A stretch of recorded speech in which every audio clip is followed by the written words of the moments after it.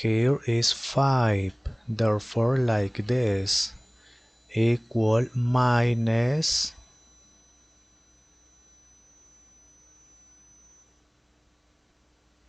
5, therefore find 5 equal numbers that multiply is 243.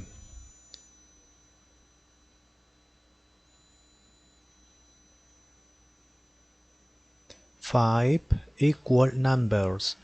3 multiplied by 3 is 9, multiplied by 3, 27, multiplied by 3, 31, 31 multiplied by 3.